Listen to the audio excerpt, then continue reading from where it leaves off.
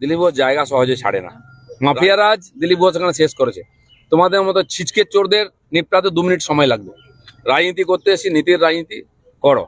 চুরি চামারি করছো, আমরা তো কোনো বাধা দিই না। আমি কালকে যাব, তুমি লোকজন ডাকো, আমি যাচ্ছি। চোর চামার পাঠাবে না, চামচা বেলচা ভাড়ার লোক পাঠাবে না, আর কটা রাস্তার মেয়েকে পাঠিয়ে দেবে না। তাদের গায়ে হাত দিতে আমাদের লজ্জা করে। ওদেরকে মেরে হাত গন্ধ করবো কেন?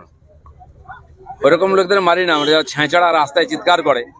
আমার বক্তব্য হচ্ছে, ঠিক আছে রাজনীতি করছো তোমরা, আমরা অপোজিশন, তোমরা ক্ষমতায় আছো, তোমাদের এমপি আছে, তোমাদের মিউনিসিপালিটি আছে, লুটপাট সব জায়গায় করছো, কিন্তু রাজনীতির একটা সীমা রেখা থাকাছে।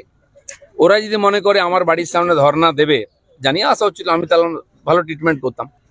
আমি তো একটা প্রোগ্রাম গেছিলাম, খেতে বসেছিলাম, খবর পেলাম যে এসছে ওরা, তো আমি তাড়াতাড়ি এলাম ওদেরকে স্বাগত করার জন্য, চলে গেল। কিন্তু আমি যদি আজ থেকে আমরা আমাদের কর্মীদের নিয়ে যত টিএমসির নেতা আছে খড়গপুরে, তার বাড়ির সামনে ধর্ণা দেওয়া শুরু করি, শোভা পাবে কি? ওরা চায় যদি এটাও করতে চায়, দিলীপ ঘোষ আছে, ওরা ভেবেছে আমি বেরিয়ে গেলাম, ওদের চলে গেছে দিলীপ ঘোষ ছেড়ে। দিলীপ ঘোষ জায়গা সহজে ছাড়ে না। রাজনীতি করতে এসে নীতির রাজনীতি করো।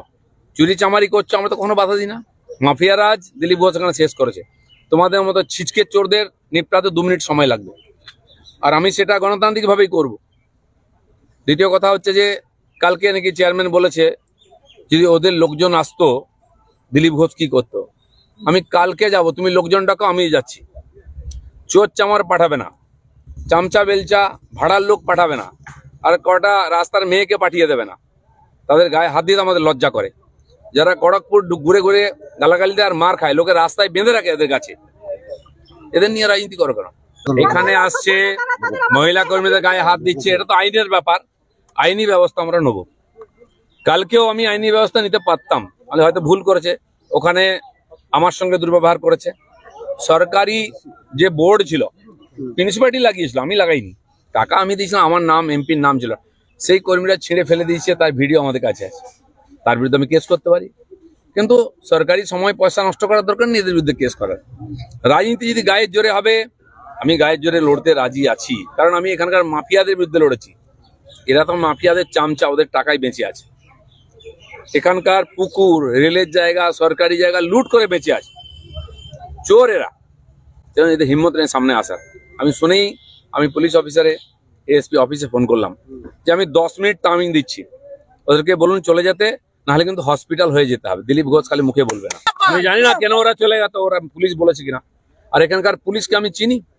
পুরুলিয়া থেকে কিছু লোক কর্মী সমাজের নামে এসে আমার গেট ভেঙেছিল, তখন এই পুলিশ অফিসাররা দাঁড়িয়ে দাঁড়িয়ে দেখছিলাম, উৎসাহ দিচ্ছিল, আর একটু চালা, একটু চালা।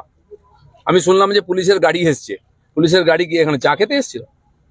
তো যাই হোক, সদ্বুদ্ধি হয়েছে। দ্বিতীয়বার যেন এটা করার সাহস না করে, তারপরে কিন্তু সীমা পার হয়ে যাবে। দিলীপ ঘোষ খালি বলেছে, কালকে বলেছিলাম গাড়ি চালিয়ে দেবো উপর দিয়ে, কিন্তু সত্যি সত্যি চালিয়ে দেবো। আমার সামনে নেই, পিছনে নেই, মা আমার নাম কেটে দিচ্ছে লিস্ট থেকে। তোমাদের কি হবে ছেলে মেয়ে বউদের ভেবে তারপরে আমার সঙ্গে লাগতে হবে।